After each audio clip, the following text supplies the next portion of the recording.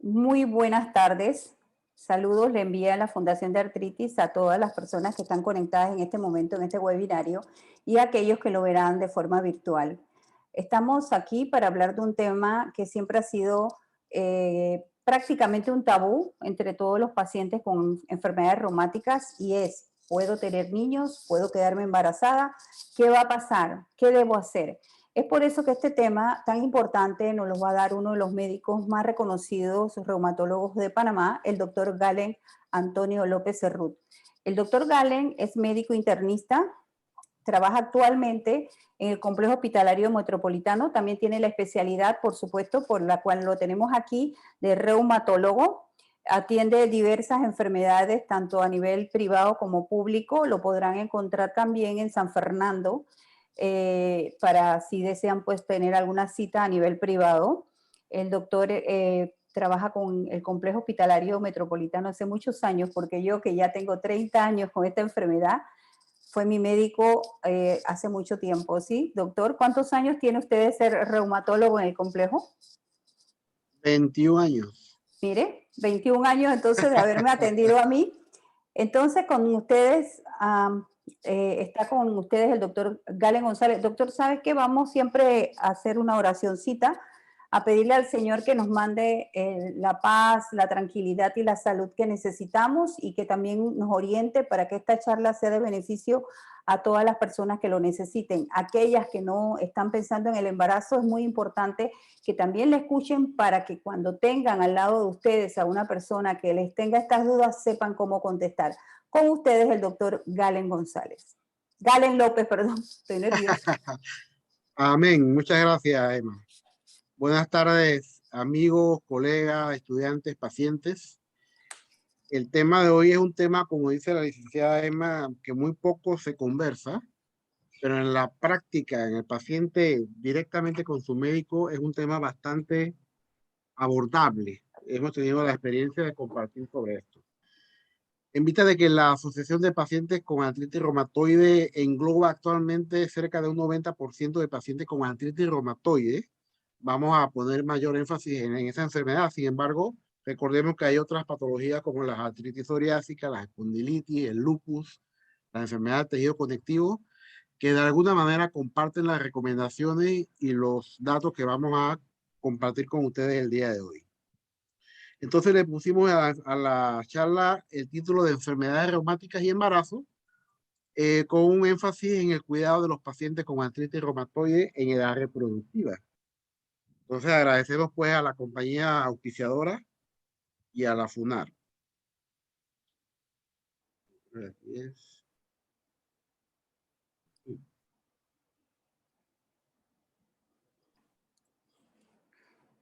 Con la flechita que tiene para la derecha, con esa la puede mover también, doctor. Ya se Ahí movió. está. Estaba difícil. Ok, en este tema en particular no tenemos ningún conflicto de interés. Somos libres de opinar basado en la experiencia y en la literatura. Muy bien. El embarazo en la especie humana.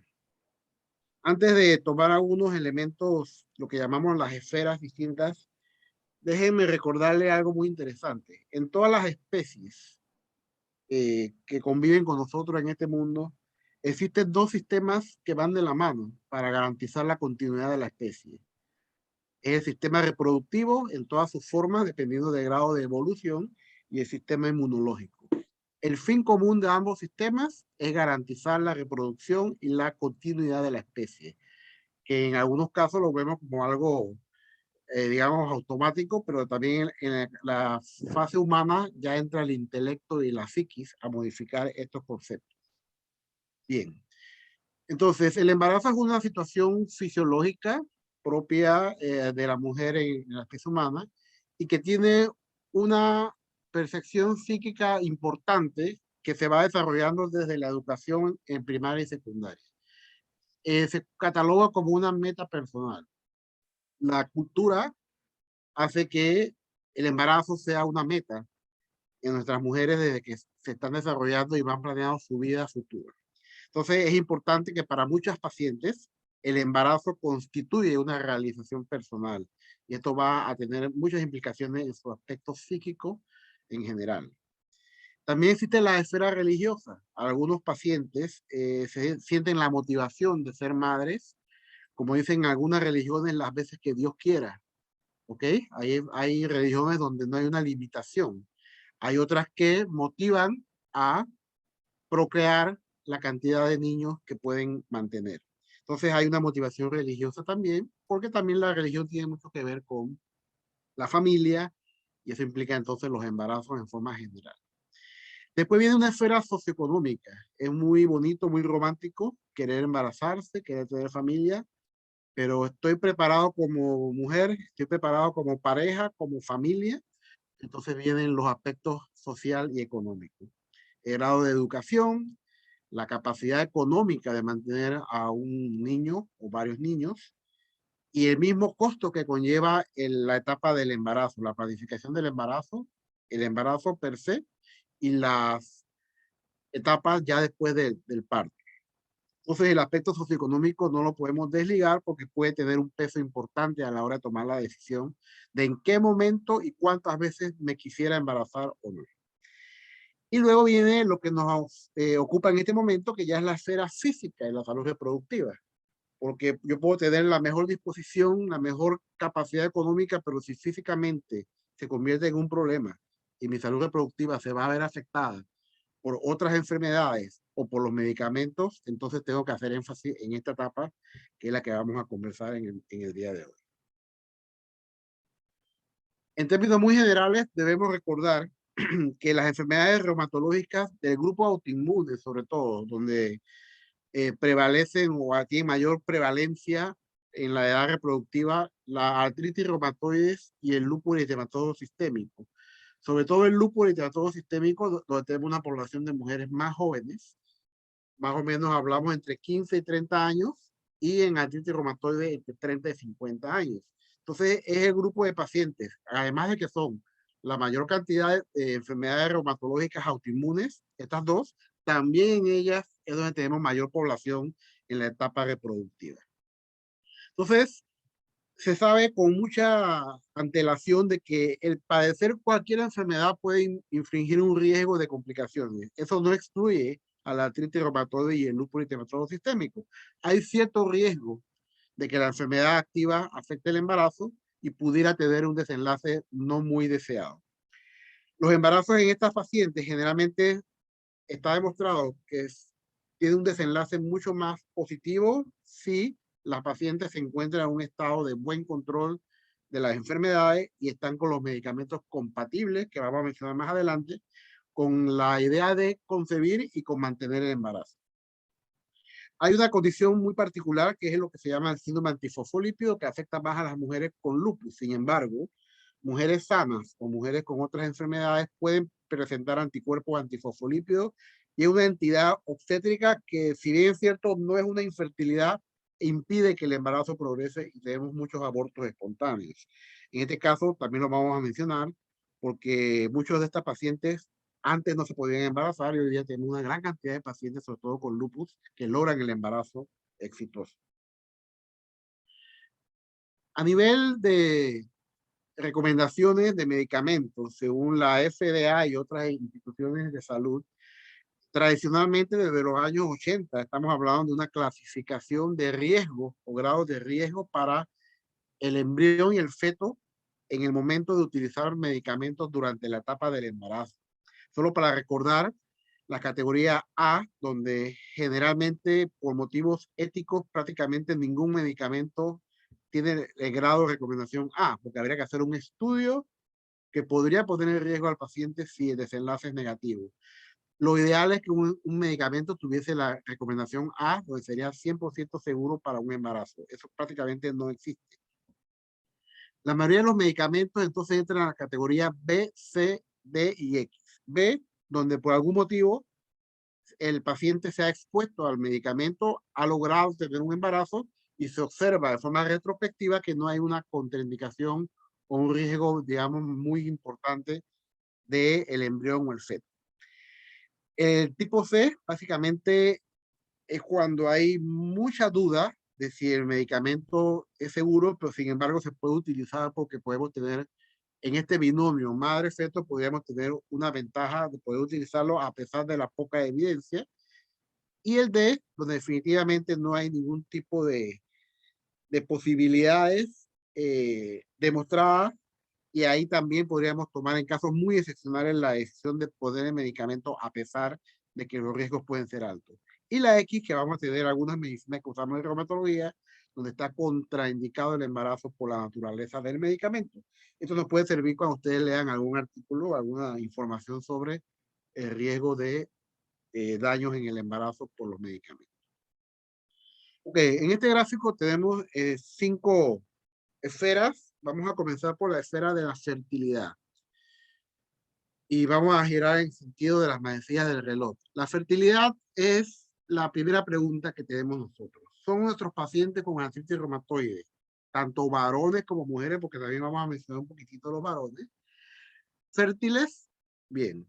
En términos generales podemos decir que no hay una relación directa entre la enfermedad inmunológica y la fertilidad. Sin embargo, estudios en grandes poblaciones, tanto estudios a nivel in vitro, experimentales in vitro, como en pacientes, sí se ha podido observar que existen algunos datos que dicen que podría estar ligeramente disminuida la fertilidad en estos pacientes. Por ejemplo, hay unas pruebas clásicas que se llaman las hormonas antimulerianas, que miden lo que se conoce como la reserva ovárica. La reserva ovárica en pacientes con lupus, sobre todo, se sabe que está disminuida. Eso no significa que sea infértil, sino que hay un periodo más corto de posibilidades de que la fertilidad sea óptima. En la mujer con artritis reumatoide también vemos algo curioso. Un gran porcentaje de las pacientes con artritis reumatoide, cuando se le diagnostica la artritis, ya han pasado por los embarazos. No es nada raro ver pacientes que ya tienen 2 embarazos, 4 hijos y entonces tienen artritis reumatoide. Eso nos facilita un poquito el tema en artritis reumatoide. Sin embargo, el próximo bebé podría enfrentar una situación diferente, pero la podemos llevar a cabo. De eso se trata el avance de la ciencia. Así que la fertilidad, podríamos decir que está ligeramente disminuida con respecto a la población sin estas enfermedades. En el varón, también básicamente se dice que hay un poquito menos de fertilidad en el sentido de que hay algunos pacientes que se han estudiado los llamados anticuerpos contra el espermatozoide. Nuestras enfermedades autoinmunes tienen la capacidad de producir anticuerpos contra todo. Y existen la infertilidad por anticuerpos contra el espermatozoide en su totalidad, en su cola o en su cabeza. Es, digamos, la última causa que uno investiga de infertilidad, pero existen casos. Así que podría ser en los casos extraordinarios en este grupo. También existen los anticuerpos contra el espermatozoide de la mujer. Entonces ya sería un problema de infertilidad de la pareja. Cuando en la investigación de infertilidad vemos que la mujer tiene anticuerpos contra esperma, que es una de las últimas posibilidades, entonces ya es un problema de pareja. Pero en términos generales vamos a tomar como bueno que la fertilidad es bastante buena. Pasamos entonces a la segunda esfera, los antecedentes personales. Aquí tenemos que ver si la paciente, acuérdense que artritis reumatoide están un poquito más avanzados, entre 30 y 50 años. A esa edad ya podemos tener diabetes, ya podemos tener hipertensión, podemos arrastrar de la niñez asma bronquial, enfermedades alérgicas, etcétera. Y entonces tenemos que tener en cuenta las comorbilidades. ¿Qué otras enfermedades tenemos además de la artritis reumatoide y cómo inciden en llevar un embarazo a feliz término? También tenemos que tener en cuenta los antecedentes obstétricos. Si la persona ha tenido alguna complicación obstétrica en embarazos anteriores o tiene alguna condición obstétrica que le podría infligir un riesgo para el desarrollo del embarazo. Entonces, esto se toma en cuenta a nivel de cada paciente, se hace de manera personalizada.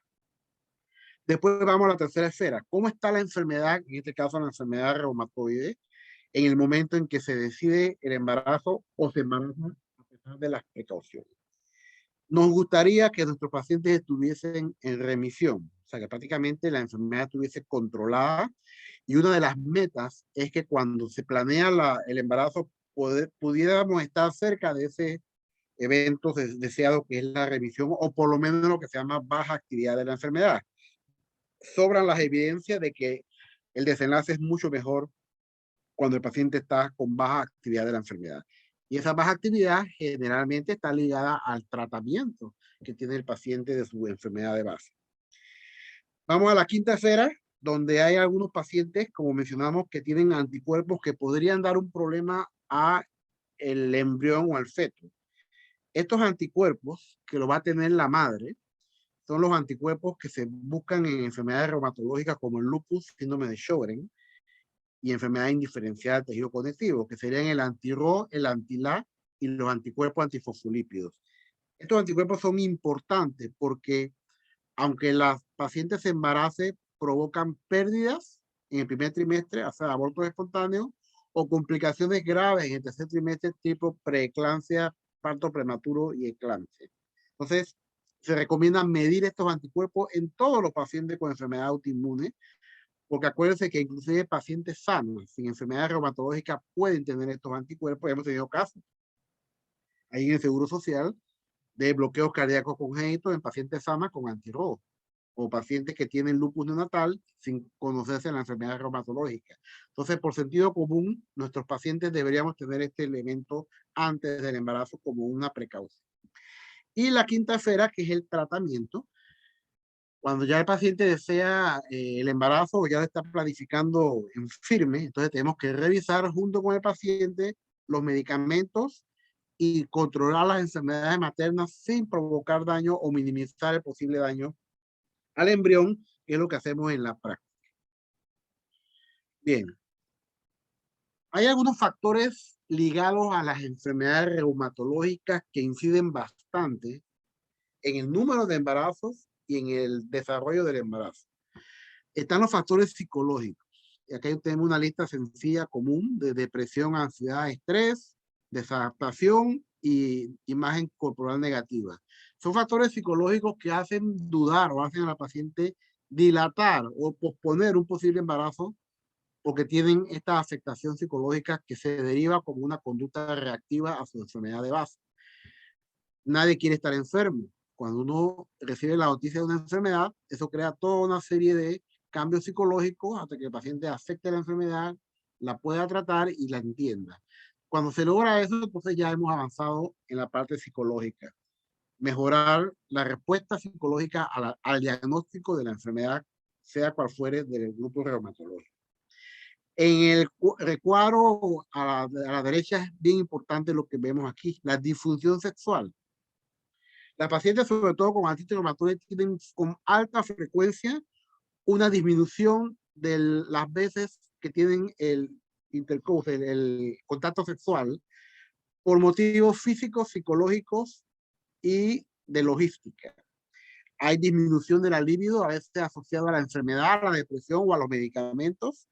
Hay una sensación de una satisfacción sexual disminuida hasta que el paciente plantee estas dudas. Entonces, el médico, el psicólogo, el psiquiatra y el ginecólogo y el reumatólogo podemos ayudarlo a superar este tipo de limitaciones prácticamente de disfunción, que no necesariamente son físicas, pero tienen un fondo físico y un fondo psicológico. Entonces, es bien común que al principio la paciente por dolor físico, por fatiga, por cansancio, ponga en un segundo plano su vida sexual y eso va también a traer consecuencias en el periodo, en el tiempo en que se va a embarazar. Luego vienen los medicamentos. En el caso de las enfermedades reumatológicas, como digo a los pacientes en broma y en serio, no existe ningún medicamento que no tenga efectos potenciales tóxicos. Siempre le digo en forma muy coloquial que ninguna medicina no entra agua bendita. Todas hay que vigilar algo. Y en ese grupo tenemos medicinas tan sencillas como los antiinflamatorios no esteroideos, las medicinas que usamos en artritis y en lupus y los esteroides. En algún momento producen malestar estomacal, malestar gastrointestinal, dolores de cabeza, manifestaciones que impiden que tengan una vida normal por efectos medicamentosos. Y eso hay que tomarlo en cuenta porque pueden incidir en el aspecto reproductivo. Y en el cuarto recuadro, definitivamente cuando la enfermedad ha avanzado, si tenemos un dolor crónico, un dolor refractario, una enfermedad que está produciendo invalidez, la fatiga, que es un síntoma sumamente común en las enfermedades autoinmunes, y trastornos hormonales, ya sea por la enfermedad o los tratamientos, entonces vamos a tener definitivamente un panorama un poquito más complicado. a la hora de que esta paciente decida tener un embarazo bajo estas circunstancias. Entonces, toda esta rotonda, todas estas cuadros pudieran darse en un momento dado en la vida de un paciente, pero fíjense que todos son superables, todos se pueden superar. Algunos datos interesantes. Aquí presentamos un estudio donde básicamente lo que queremos resaltar es que más de la mitad de los pacientes con artritis reumatoide, en este estudio 55% y 64% de pacientes con lupus al final del estudio tuvieron menos hijos de lo que ellos esperaban. ¿Qué significa esto? Que usted cuando recibe la información de su diagnóstico, de repente su plan de vida, usted dice, bueno, yo voy a planificar para 4 embarazos, pero resulta que pasa por todos estos tropiezos, todos estos cambios psicológicos, sociales, culturales, laborales, físicos, psíquicos, que al final, realmente, si su plan eran 4 embarazos, el paciente logra tener 1 o 2. Hemos visto muchas pacientes que nos dicen, doctor, ya yo tuve un embarazo, ya yo no quiero más problemas, estoy satisfecha con un embarazo. Aunque antes de la enfermedad, su plan era tener 3 o 4. Todo eso se ha visto bastante. Hay más es el deseo de lo que realmente se logra en la vida real de los deseos de embarazo. Y tiene mucho que ver con la segunda línea, donde hay complicaciones del embarazo que le preocupan al paciente. Le preocupa cómo va a salir mi bebé. ¿Será que sale con la misma enfermedad mía? Porque me dicen que son genéticas, que son hereditarias de cierto grupo. Y hay pacientes que dicen, no, doctor, yo no quiero traer al mundo a ni un hijo con lupus ni con artritis porque mi familia es muy frecuente. Algunos pacientes tienen esa mentalidad. Claro, uno le explica que no necesariamente va a ser así, pero sí hay en la práctica un poquito más de probabilidad porque son enfermedades con un trasfondo genético, no una herencia obligada, pero es un factor genético. Y también la discapacidad contribuyen a que los embarazos sean dilatados o pospuestos. Si usted tiene una enfermedad muy activa, muy refractaria, que la tiene muy tropezada por 1 o 2 años, quizás esos 2 años estaban planeados para tener un embarazo y haber pasado el puerperio, sin embargo, no se pudo hacer y la prioridad cambia. Entonces, esto es bien importante porque de hecho los pacientes, el tamaño de la familia es menor de la planeada. Entonces, ¿qué hacemos con los pacientes cuando tenemos en el consultorio?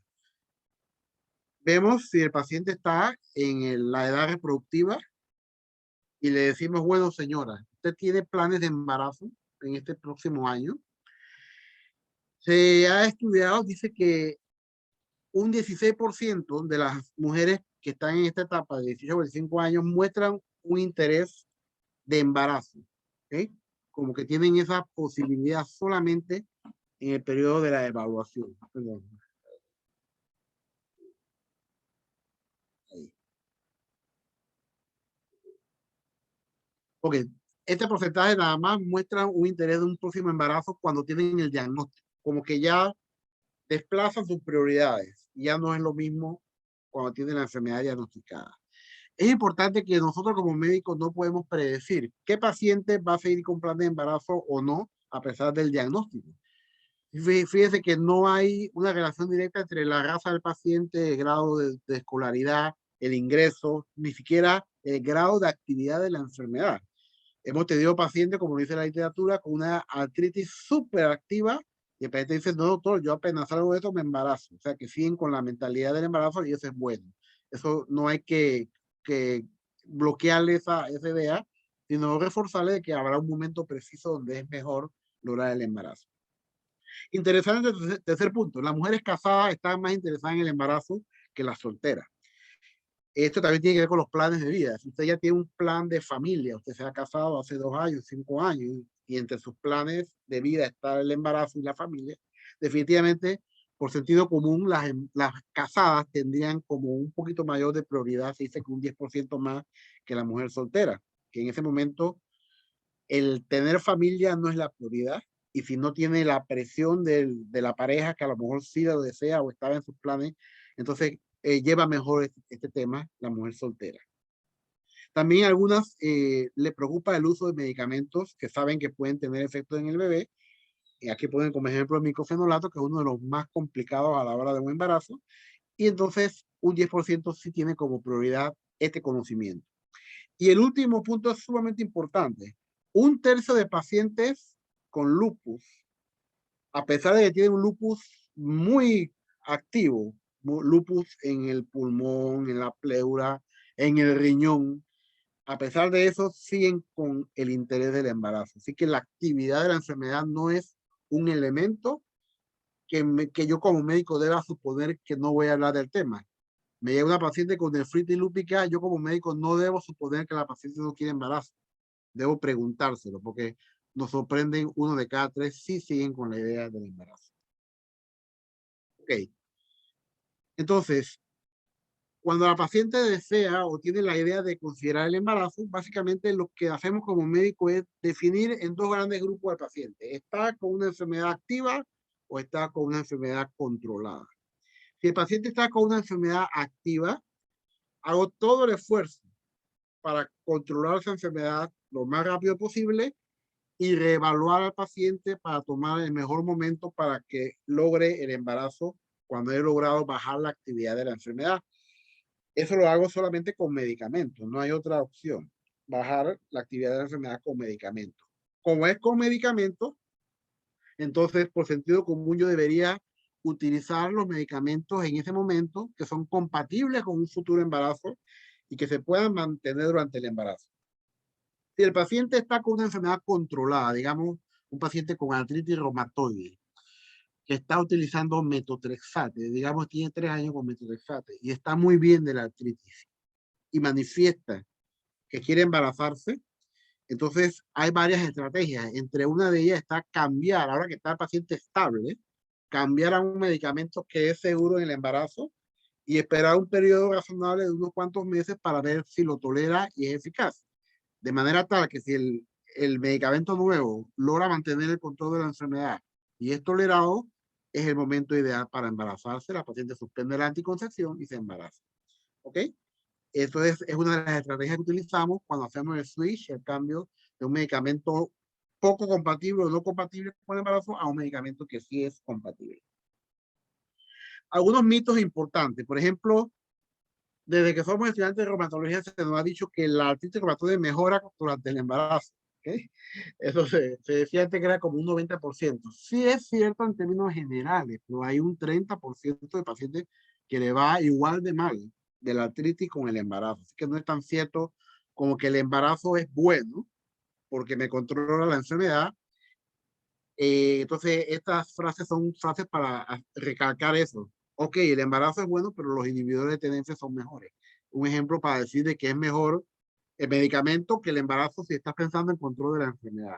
Porque es un mito que no es del todo falso, ¿ok? Pero hay que verlo bajo qué prima lo miramos. También se dice que la actividad de la artritis hace o favorece los partos prematuros y la cesárea. De alguna manera también es una verdad a medias, ¿ok? Aquí el truco está en que la artritis se debe controlar con los medicamentos compatibles con el embarazo. Y la tercera, que es una que vemos con mucha frecuencia todavía, que hay que mejorar un poco esto, es la reactivación de la artritis del posparto. La paciente entiende perfectamente bien antes de embarazarse, entiende perfectamente bien cómo llevar el embarazo, pero se le olvida que cuando sale el bebé, sale la placenta, ha cambiado todo y la enfermedad tiende a reactivarse, tanto la artritis como el lupus. Y entonces en ese momento no debemos bajar la guardia y muchas veces escogemos medicamentos que sean seguros en la lactancia o la paciente decide no lactar cuando su artritis ha sido muy refractaria. Entonces no olvidarnos, cuando termina el embarazo, en esa etapa tenemos que tomar decisiones en cuanto a medicamentos. Si la paciente desea o no la lactancia, por cuánto tiempo y cómo está la actividad de la enfermedad en ese momento. Bien, la anticoncepción. Nuestras pacientes deben planificar el embarazo, eso es lo ideal. Lamentablemente hay casos, por ejemplo, hemos tenido muchos casos donde el embarazo es el que dispara la enfermedad. La paciente no era conducida por lupus, se embarazó y desarrolló el lupus. Es un caso ya distinto. Pero cuando ya tenemos el diagnóstico previo, desde las primeras visitas debemos plantear este punto de qué va a ocurrir con los embarazos. Y tenemos que asesorar a la paciente sobre cuánto hay de seguro en los medicamentos y que no tengan temor de utilizar medicamentos que están sobre ya demostrado que son seguros en el embarazo. Si la paciente está activa de su enfermedad y da tiempo a planear mejor el embarazo, nosotros recomendamos varios métodos anticonceptivos. En términos generales, tenemos los medicamentos, perdón, los anticonceptivos orales, que son los que más se utilizan, que son generalmente, la mayoría, una combinación de estrógenos y progestágenos. Si la paciente tiene la enfermedad que se llama lupus y tiene los llamados anticuerpos antifosfolípidos, la mejor forma de anticoncepción es el dispositivo intrauterino, porque no vamos a utilizar nada que parezca estrógeno. Los estrógenos son pro-trombosis y el síndrome antifosfolípido son eventos trombóticos, coágulos. Así que una persona con lupus que tenga anticuerpos o síndrome antifosfolípido, el mejor anticonceptivo es el DIU. Existen DIU de cobre y DIU con progestágenos. Los progestágenos son hormonas del grupo que no afecta tanto la coagulación. Después vienen las otras pacientes con otras enfermedades reumáticas, artritis reumatoide, etcétera. Si la paciente tiene, no tiene ningún problema con los anticuerpos antifosfolípidos, allí podemos usar con bastante seguridad en artritis reumatoide los anticonceptivos orales, que son mezclas de progestágenos y estrógenos. Existen anticonceptivos orales que solamente son progestágenos. Son más seguros, pero son menos efectivos como anticonceptivos. Existen los llamados parches de estrógenos, parches mixtos. Se pueden recomendar en este grupo de pacientes con artritis. Y después vienen algunas modalidades como los dispositivos intradérmicos, que son progestágenos, que se implantan, los implantes que se colocan en el brazo a los pacientes, que pueden durar hasta 5 años, son efectivos, son seguros, pero son menos efectivos a la hora de evitar el embarazo. Y después vienen todos los métodos de barrera que no se recomiendan cuando la enfermedad está activa, porque la probabilidad de embarazarse son muy altas. ¿Okay? Todo lo que son métodos de barrera no son muy confiables. Y en algunos casos existe la píldora postcoital, que es aquellos casos en que se embarazó la paciente y tiene unos cuantos días, unas cuantas horas para tomar el medicamento, que es una variante del levonorgestrel, que es un progestágeno, y entonces provoca prácticamente un aborto de urgencia. Eso es, en algunos casos se puede utilizar. Obviamente no es lo más recomendado, pero puede haber la indicación. Y entonces, desde el punto de vista del ginecobstetra, ellos deben dar también su opinión por las características hormonales, anatómicas, antecedentes obstétricos de la paciente, y ellos pueden también recomendar en un momento dado, por ejemplo, si la paciente ya tenía un DIU antes, un dispositivo intrauterino, ya ha tenido mucha inflamación, mucha infección, se puede tomar en cuenta a la hora de seleccionar el anticonceptivo. ¿Okay? Que entra en contacto ahí el ginecobstetra para sus recomendaciones bajo el punto de vista de su especialidad. Bien, contraindicaciones para embarazarse. Acuérdense que estamos hablando de un binomio, madre, embrión, feto. En términos generales, nosotros le permitimos a la mayoría de las pacientes que se embaracen cuando la enfermedad está bien controlada. Pero existen algunas indicaciones absolutas donde le decimos con mucha firmeza al paciente: no eres una buena candidata para embarazar. Vas a tener riesgo tú y el bebé. El binomio va a estar en riesgo. Ahí podrían entrar estas que están al lado izquierdo, que dicen contraindicaciones absolutas.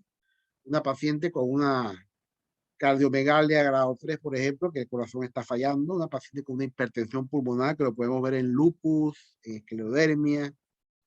Paciente con enfermedad restrictiva pulmonar, que la podemos ver en cualquiera de las nuestras.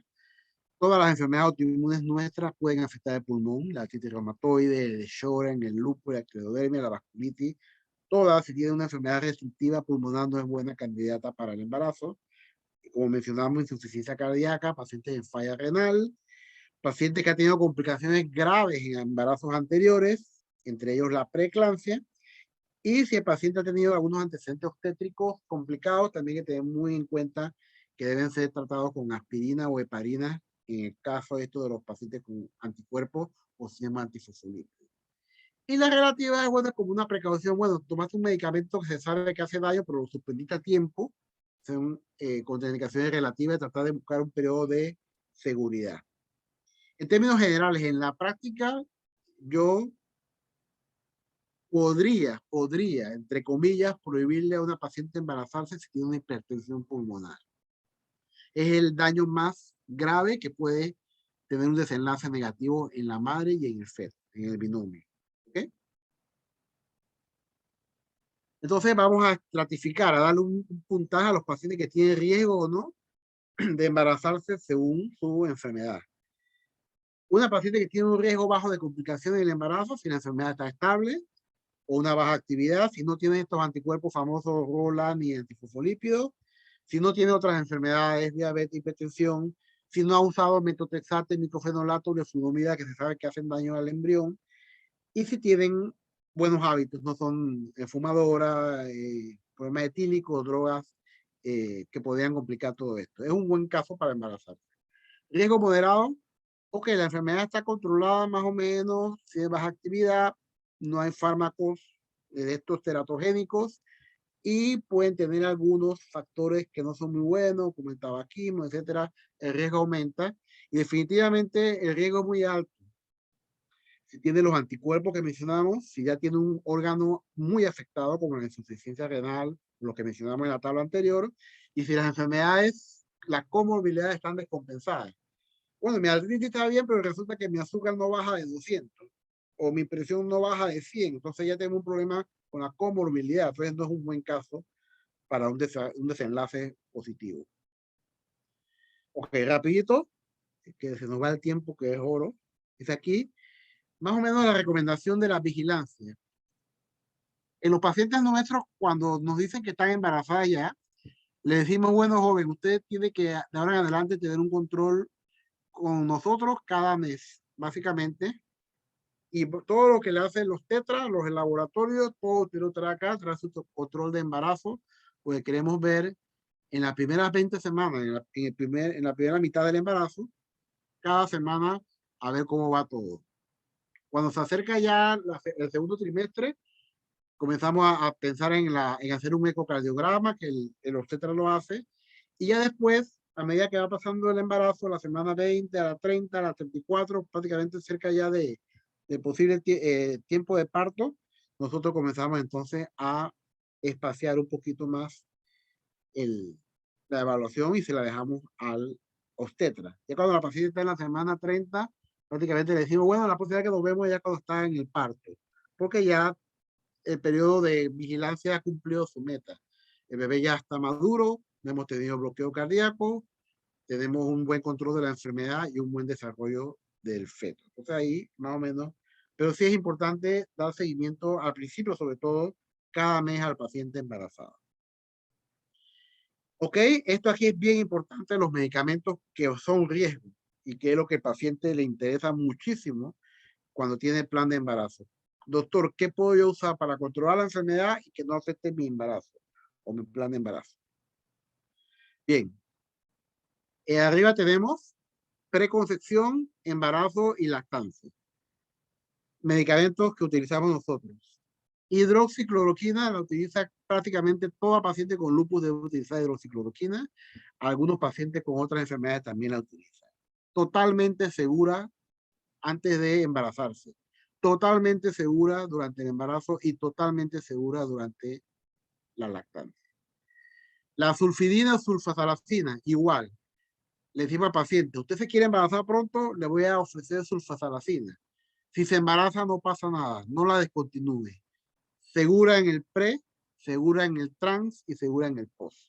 ¿Okay? Perfectamente segura para controlar la enfermedad y el desarrollo del embarazo. Colchicina. El grupo de pacientes que estamos hablando muy poco utilizan colchicina, así que no tenemos mucho problema con artritis y lupus. Colchicina la usan más bien esclerodermia y señoras que están en pseudogota o varones en gota. Así que aquí no hay mucho problema con la colchicina, pero si el caso se da, también es bastante segura en el embarazo. Azatioprina es una de las bendiciones que digo yo, el medicamento es una bendición para nosotros. Cuando una paciente con lupus, con esclerodermia, con vasculitis se embaraza y está un poco activa, cuando está controlada, la azatioprina es una salvación, porque la podemos dar durante el embarazo y durante la lactancia, la bajamos o la quitamos, pero permite que se desarrolle el embarazo perfectamente bien. La prednisona es controversial.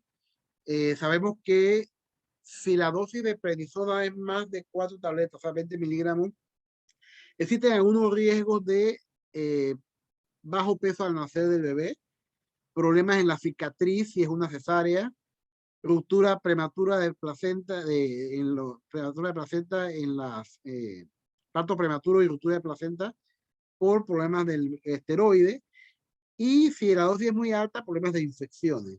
También podrían favorecer la eclampsia, la hipertensión del embarazo y la diabetes gestacional. Entonces, en resumen, si la enfermedad está controlada, yo debería estar tomando más de 5 miligramos de prednisona. A esa dosis es bastante segura.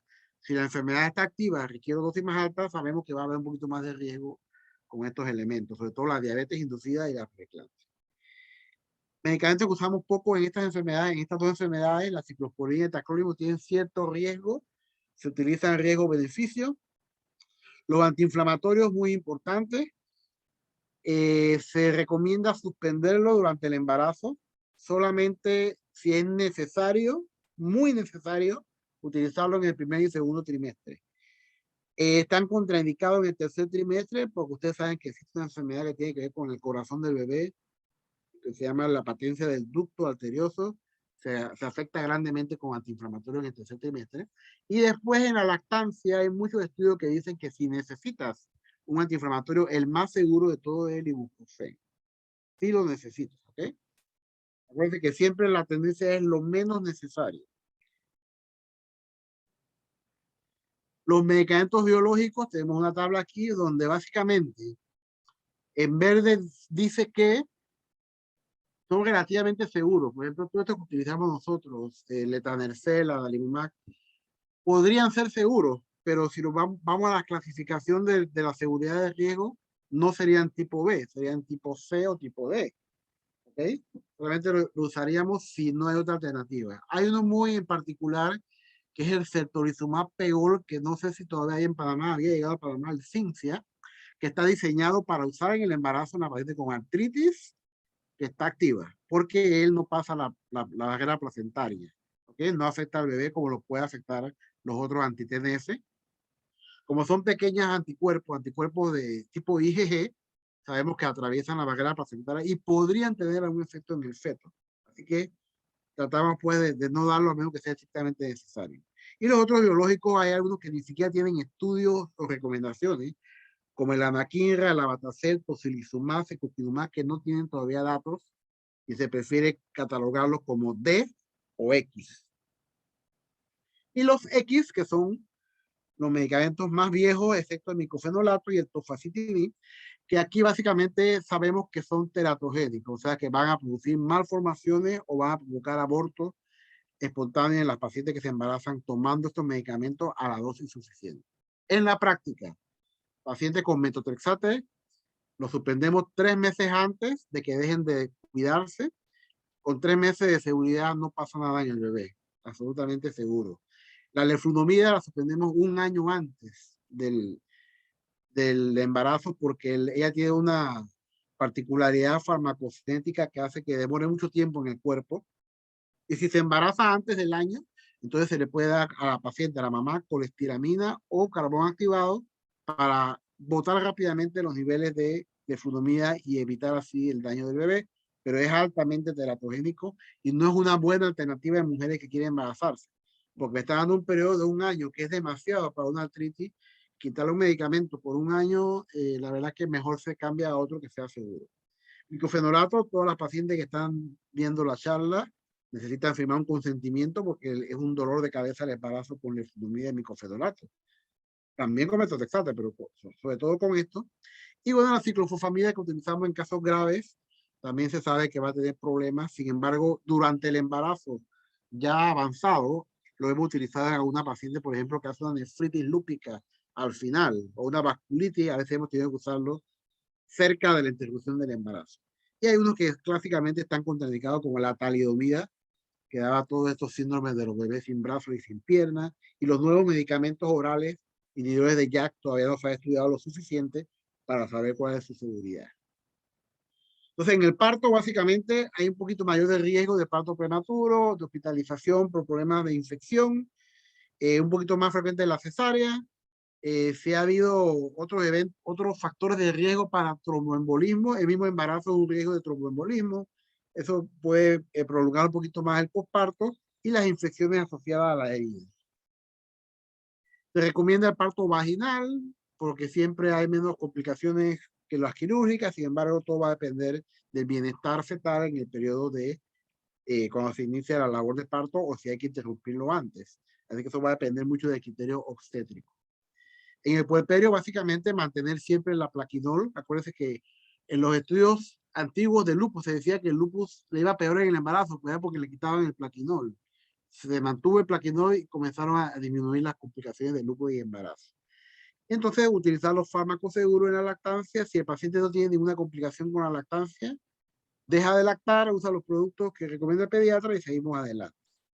¿Sí? Importante, si la paciente utilizó biológicos en la última parte del embarazo, sí hay que tener cuidado con la vacuna de virus vivos hasta que el bebé comience a producir su propia inmunidad, porque hasta el sexto mes él depende de la inmunidad pasiva. Después del sexto mes él produce su propia inmunidad y podríamos traspasar ahí el riesgo de una afección viral si lo vacunamos con virus vivos.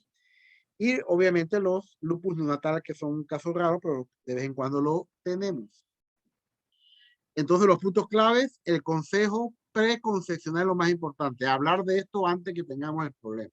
Estimar el riesgo, vigilar el grado de control de la enfermedad, que debe estar lo más controlada posible, utilizar los fármacos más seguros posible y vigilar durante el periodo de el embarazo y puerperio.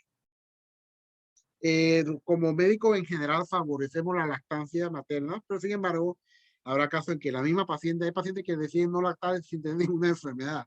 Así que eso también tiene mucho que ver con la decisión de la madre, pero también nosotros podemos ofrecerle medicamentos seguros en la lactancia. Entonces, en resumen, el médico y todo el personal de salud ayuda a las pacientes con enfermedades reumáticas a planificar y que llegue a un feliz término su embarazo y que lo pueda tener cada vez que lo desee mientras la situación lo permita. Entonces, para nosotros siempre es gratificante y desafiante, pero hemos tenido muy buena experiencia con pacientes que han logrado tener bebés bastante saludables y que han tenido pues esa gratificación de la vida que es ser madre. Y reconocer siempre pues, los principios básicos de que no queremos que la paciente sufra daños graves ni que el bebé tampoco. Y hay que estar comunicándonos permanentemente porque la paciente puede cambiar de opinión en un momento dado y tenemos que adaptarnos a ella. No es ético decir al paciente, no te vas a embarazar. Se lo puedo decir, tienes mucho riesgo de complicaciones si te embarazas. Uno orienta, ¿okay? No es como antes que lo que el maestro dice, no. Uno orienta, el paciente al final toma la decisión y hay pacientes que deciden, a pesar de una enfermedad activa, hacerlo. No es lo ideal para nosotros, pero si la paciente lo decide, ni modo, estamos entonces en la misma rueda y vamos hacia el mismo fin, que tenga un embarazo exitoso. Así que con una planificación cuidadosa, estratégica y con conocimiento, todo podemos llevar a un desenlace positivo y exitoso. Las referencias más importantes son las guías del 2020 de las enfermedades reumatológicas y el embarazo. Están bastante actualizadas. Y la otra que tiene que ver con las recomendaciones de EULAR, sobre todo en base a los medicamentos, son las dos referencias más importantes. Y muchas gracias por su atención. Dejamos a Emma pues que continúe. Gracias. Sí, doctor, que hay algunas preguntas. Si deja de compartir, apriete donde dice dejar de compartir. Exacto. Y a ver si nos vemos. A ver. Si ¿Usted las lee o las lee? No, yo eso quería verlo primero que todo para darle las gracias, excelente exposición. Y solamente hay una pregunta hasta ahora, que por cierto es de una paciente que dice que tuvo artritis juvenil, ella lo sospecha, pero que aparentemente no fue diagnosticada sino en la etapa adulta, y que si eso tuvo alguna influencia para haber perdido su bebé. También tiene otra enfermedad que es el von Willebrand. Von Willebrand. Ajá. ¿Qué dice aquí? La primera pregunta es si está en tratamiento de la artritis. Ya no. Ella parece que perdió un bebé. Ella quiere saber si eso fue porque ella tenía la artritis reumatoide o si fue por el síndrome de von Willebrand. Sí, ahí básicamente tenemos que saber si ella cuando se embarazó tenía artritis activa con medicación, porque ya hemos dicho que la artritis per se no impide el embarazo, no debe tener una complicación directa. Básicamente son los medicamentos. Y el von Willebrand sí definitivamente el riesgo es mayor. Pero ahí hay que ver bien clara la historia para ver qué pasó cuando tuvo esa pérdida. Porque probablemente sea más el von Willebrand que la artritis, a menos que tuviese un medicamento de estos tóxicos y que no supiera ella, pues, que en ese momento podía tener problemas. Pero faltan más datos para poder ser más claro aquí, ¿no? En ese sentido de los medicamentos tóxicos, quisiera conocer su opinión con relación a una persona joven con un diagnóstico y que esté usando metrotexate, por ejemplo, que no le ha dicho que se va a quedar embarazada. ¿No sería este tipo de población que están en edad fértil, no sería mejor usar otros medicamentos? No, acuérdense que el metotrexate es el gold standard. El metotrexate es la primera medicina que debe usar todo paciente con artritis reumatoide. Y afortunadamente el periodo de seguridad, fíjese que hablamos de 3 meses. Pero si somos estrictos, con suspenderlo un mes antes de embarazarse, podría ser suficiente. Por seguridad lo hacemos en 3 meses. Si usted se cuida, como digo paciente, estás usando metotrexate, te quiere embarazar, suspende hoy el metotrexate. Síguete cuidando por 3 meses para que no te embaraces, porque todavía tienes el efecto del medicamento en 3 meses. Ahí podemos tener varias opciones. Si la enfermedad está bien controlada, no pasa nada. Si la enfermedad está con baja actividad, yo le propongo, te voy a poner plaquinol, sulfasalazina o un corticoide de dosis baja hasta que te embaraces. Y no pasa nada. Y si se usa... No se debe contraindicar porque es el gold standard, es la mejor medicina para el control de la artritis. Y afortunadamente el periodo es corto. Se puede usar la estrategia sin ningún problema. Hay que conversarlo. Sí, claro. Yo he escuchado entre nosotras, cuando usted sabe que nos reunimos y hablamos y tal, y hay un mito, porque quiero que me diga si es un mito, y es que si usted utiliza metrotexate por muchos años, se te puede adelantar la menopausia.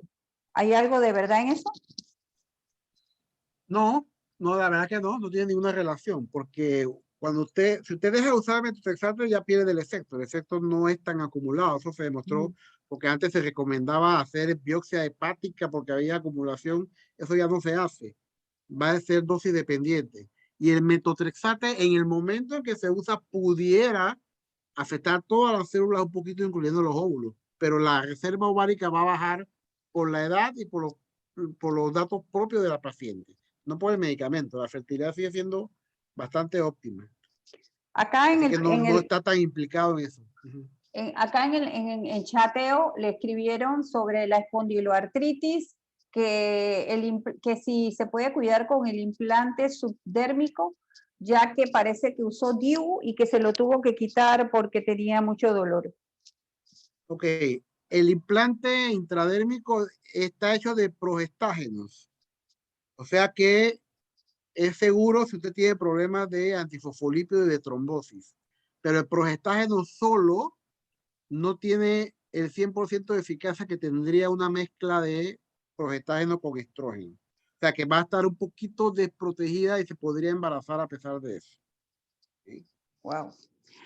Pero si tiene riesgo de trombosis, entonces es una buena idea porque no va a tener problema con los progestágenos.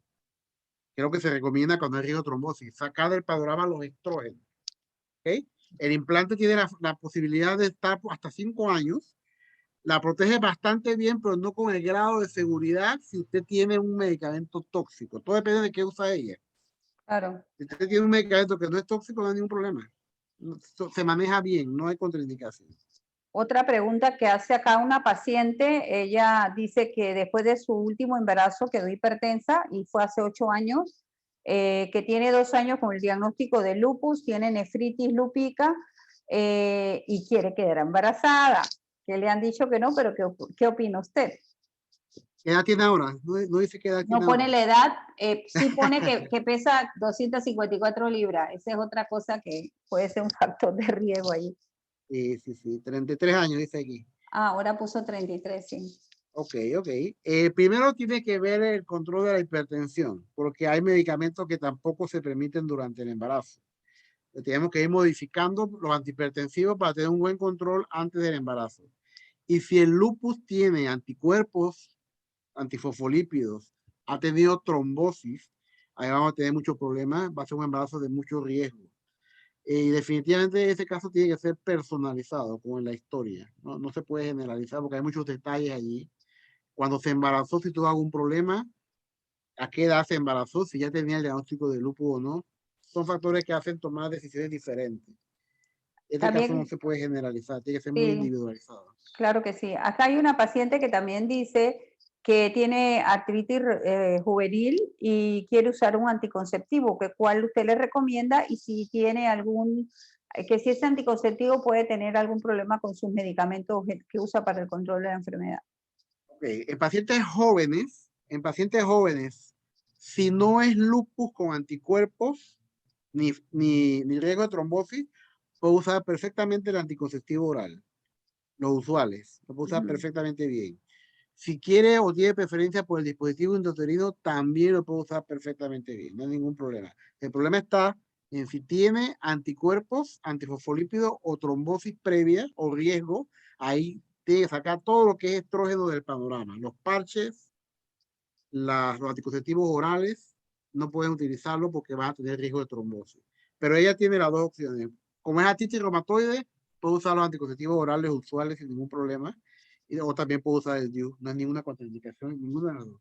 Bueno, la joven que le preguntó sobre el parche dice que usa Etanercept y Metrotexate y que el implante, se cuida con implante hace 5 años.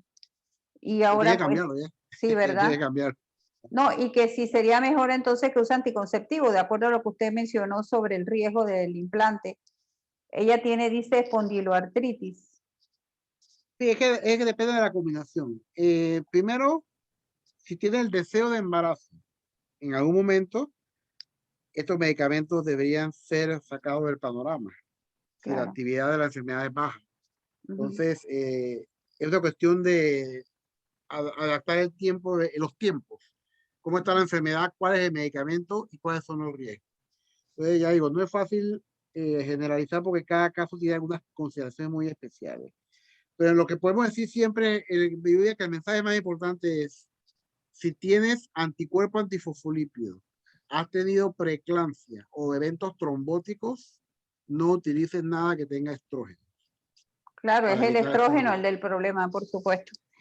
Por otro Correcto. lado, aquí ya para terminar, porque pues estamos sobre la hora, hay Ok, una pregunta que no tiene que ver con su charla, pero que sí. está, yo sé que los pacientes, las pacientes y los pacientes estamos ansiosos por saber su opinión sobre la cuarta dosis para la vacuna de COVID. Quieren saber si la recomienda o no la recomienda. Ok, un temita antes de terminar. No hablamos de la esterilización. Ah, oh, sí. Si usted ya tiene su paridad satisfecha, ya usted tiene 3 o 4 hijos que había planeado, no nos metamos en tanto problema. Podemos hacer la vasectomía en el varón o podemos hacer la salpingectomía o la histerectomía en la mujer. Porque eso no lo mencionamos. Eso nos quita un montón de dolores de cabeza si usted Claro. tiene su paridad satisfecha. Así que acuérdese que la esterilización quirúrgica es una opción cuando la paridad está satisfecha. Es muy importante.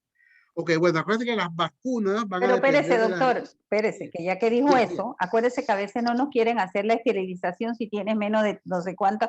¿Influiría allí una recomendación, pues, del reumatólogo para esa decisión, no? ¿Qué No, eso es opina? cuando tiene la paridad satisfecha. Si usted me dice, doctor, yo tengo un hijo, yo mismo te digo, no, no, yo no sé qué va a pasar en el futuro.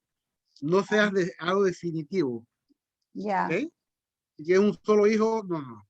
Si tienes 3, 4, estamos tranquilos. Mm, Porque hemos tenido catástrofes. claro. Muere, fallece el hijo, cambias de pareja, cambia tus planes y ya estás esterilizado. Es un dolor de cabeza ahora en reversa. ¿Okay? Entonces, si la paridad está satisfecha, nos vamos a la esterilización quirúrgica. Si no, tenemos todos los otros métodos. La recomendación general. Ya. Ok, Ok, doctor, ahora sí la vamos a lo de vacuna, la vacuna. sí, rapidito la vacuna. Acuérdense que las vacunas son estrategias de cada estado. Cada estado pone su estrategia porque es el que está comprando la medicina. A la luz de hoy, varios países han utilizado ya la cuarta dosis. ¿En qué población? Poblaciones mayores de 65 años, mayores de 50 años, pacientes con enfermedades de riesgo de complicaciones de la enfermedad, o sea, del COVID. Lo que han dicho hasta la fecha es, creo que 4 meses después de la tercera dosis, puede un segundo refuerzo. Hasta donde sé, todavía es voluntario. Sigue siendo voluntario. Sigue siendo más alto el riesgo de COVID en un hospital que el riesgo que pudiera tener la vacuna. Las vacunas tienen algunos efectos, sí hemos visto vacunas con algunos efectos, pero cuando pongo en la balanza un paciente mío que está en intensivo, a un paciente mío que se vacunó y le duele por un mes el hombro, yo prefiero que le duela por un mes el hombro a que esté intensivo por no ponerse la cuarta dosis. Entonces, eso está basado en recomendaciones que se están haciendo en otros países. En este momento sigue siendo personal. Usted puede decir todo lo que quiera, y tú dices, no me la quiero poner, no te la pongo. Pero si somos prácticos, el Estado te la está dando las guías de que te la ponga en cierto periodo y las complicaciones de la vacuna siguen siendo mucho menores que la de un COVID complicado. Así que yo pienso que en estos meses probablemente la indicación será esa, mayores de 50 años con comorbilidad y cualquier edad con comorbilidad. Así que nuestras pacientes prácticamente todas deberían considerar colocársela como una opción porque todavía sigue el riesgo de que una infección se complique, aunque haya tenido ya una. Ya tengo pacientes que van por su tercer COVID. No me ¿Okay? digas, wow. Así que no es que te va a dar una sola vez en la vida. Y no, ya me dio y no, ya tengo varios pacientes. Me acaba de escribir una que tiene su segundo COVID ahorita mismo. Entonces, sabemos que estas vacunas sí han estadísticamente mejorado o disminuido el riesgo de hospitalización y el riesgo de muerte, que es lo que queremos finalmente. Así que por ahí estamos bien. Y los usuarios de Rituximab, doctor, que para el tema de la vacunación, es que hemos oído algunas charlas por ahí, francamente. Sí. Usted sabe que yo soy usuaria de Maptera y he estado pensando, francamente, si me ponía la cuarta por unas charlas que hemos estado oyendo de inmunología. Acuérdese que el Rituximab normalmente trabaja bloqueando la producción de anticuerpos. Y con la vacuna lo que yo quiero es producir anticuerpos. Entonces hay dos guías bien claras.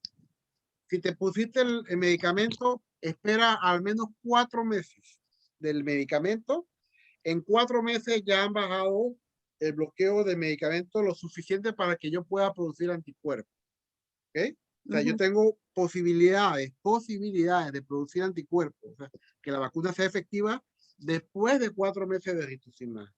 Si yo me pongo rituximab hoy y me vacuno al mes, lo más seguro que hemos botado a la basura la vacuna. Sí. Porque no estoy produciendo anticuerpos, porque el medicamento trabaja así, me bloquea eso. Entonces, lo más inteligente es vacunarse antes de la dosis de rituximab. Te vacunas, das 2 a 3 semanas que produzcas anticuerpos, ya tienes tu memoria y puedes todo el rituximab que quieras.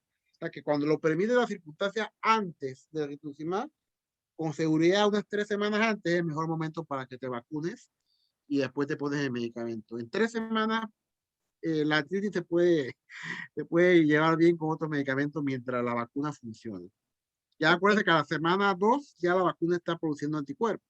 Sí. Está logrando que provoque anticuerpos. Pero si tienes el Maptera y el rituximab, ya no es lo mismo. Ya porcentualmente es menos la capacidad y no estamos logrando lo que queremos. Lo que queremos es que si me viene el virus, el COVID directo, el SARS-CoV-2, yo esté protegido. Y si no me he vacunado es algo ficticio, porque realmente no logré lo que quería.